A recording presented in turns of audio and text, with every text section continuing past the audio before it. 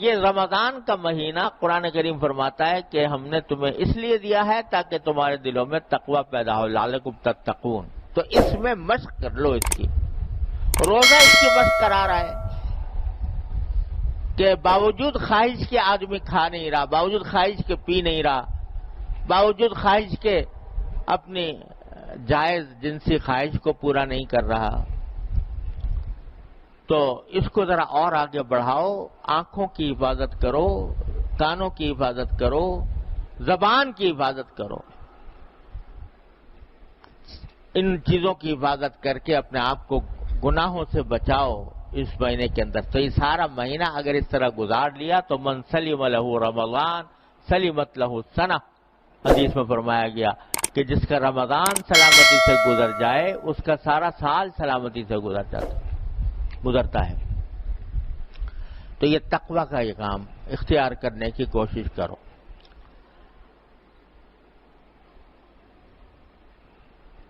اب اللہ تبارک و تعالی کے فضل و کرم کا ایک مظاہرہ یہ ہے کہ جب تقوی کا حکم آیا قرآن کریم میں تو یہ آیا کہ یا ایھا الذین آمنوا اتقوا اللہ حق تقاتہ، کیا ایمان والو تقوی ایسا اختیار کرو جیسا اللہ کا حق ہے، اللہ کا حق ہے جیسا ویسا اختیار کرو۔ اب صحابہ کرام پریشان ہو گئے کہ بھئی تقوی بھی اختیار کریں تو کر تو لیں، لیکن یہ کیا جیسا اللہ کا حق ہے، اللہ تعالیٰ کا حق کے برابر تو کوئی نہ عبادت کر سکا آج تک اللہ تعالیٰ کی، نہ اللہ تعالیٰ کی اطاعت اس کے ایسی کر سکا جیسی اس کا حق۔ اس کا کون حق ادا کر سکتا ہے؟ اللہ تبارک و تعالیٰ کے انعامات کا، احسانات کا کون حق ادا کر سکتا ہے؟ تو صحابہ کرام کو بڑی تشویش ہوئی۔ تو اللہ تبارک و تعالیٰ نے آیت نازل فرما دی فاتقوا اللہ ما استطعتم، اپنی استطاعت کے مطابق تقوی اختیار کرو۔ یعنی پہلے جو بات آ رہی تھی اس سے معلوم ہو رہا تھا کہ مجھ سے دل میں کوئی اگر خیال بھی آ گیا گناہ کا تو یہ بھی تو اللہ تعالیٰ کے حق کے تقوی کے خلاف ہے، خیال آئے ہی کیوں؟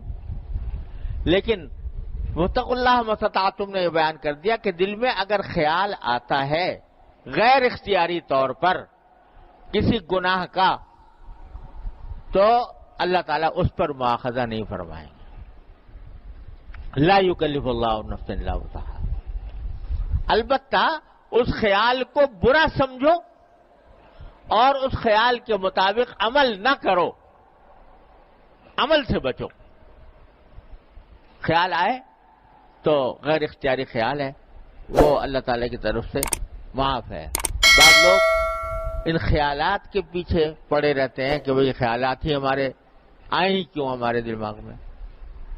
دیکھو اللہ تبارک و تعالیٰ نے کسی غیر اختیاری امر کا انسان کو مکلف نہیں فرمایا، لا یکلف اللہ نفسا الا وسعہا۔ لہذا اگر خیال آ رہا ہے غیر اختیاری طور پر آ رہا ہے تو یہ اللہ تبارک و تعالیٰ نے فاتقوا اللہ ما استطعتم کے اندر یہ داخل کر دیا۔ اس لیے اس کی فکر نہیں، فکر اس کی کرو کہ جو عمل ہے وہ درست ہو جائے۔ تو بھائی یہ رمضان کا مہینہ اللہ تبارک و تعالیٰ کا عطا فرمایا ہوا ہے، یہ اس کام کے لیے بے نظیر ہے، توبہ کرنے کے لیے بھی، عزم کرنے کے لیے بھی، آئندہ کے لیے عزم کرنے کے لیے بھی۔ تو پیچھے توبہ کرو، پیچھے کی توبہ، اور آئندہ کے لیے عزم، اور اللہ تعالیٰ سے مانگیں یا اللہ یہ روزے آپ نے تقوی پیدا کرنے کے لیے فرض فرمائے تو اے اللہ آپ نے فضل و کرم سے ہمیں تقوی عطا فرما دیجئے۔ روزہ رکھنے کے وقت میں شروع میں نیت کرو، جس وقت سحری کھا رہے ہو اور روزہ رکھ رہے ہو تو نیت یہ کرو کہ یہ روزہ میں اللہ تعالیٰ کی رضامندی کے لیے رکھ رہا ہوں، اور اللہ تعالیٰ نے لعلکم تتقون ارشاد فرمایا تو اس کو حاصل کرنے کے لیے رکھ رہا ہوں۔ اور دعا مانگو، یا اللہ یہ روزہ رکھ تو لیا ہے لیکن اس کا اصل مقصود جو آپ نے بیان فرمایا ہے، اے اللہ اپنے فضل و کرم سے وہ ہم کو عطا فرما دیجئے۔ تو کیا اللہ میاں کو کوئی دشمنی ہے تو ہم سے کہ مانگیں گے پھر نہیں دیں گے؟ وہ جب اس کی اطاعت مانگیں گے، اس کی عبادت مانگیں گے، اس کے تقوی مانگیں گے تو کیا دشمنی ہے نہیں دیں گے ہمیں؟ وہ تو فرماتے ہیں ما یفعل اللہ بعذابکم ان شکرتم وآمنتم، اللہ تمہیں عذاب دے گے کیا کرے گا اگر تم شکر گزار بنو، ایمان لاؤ۔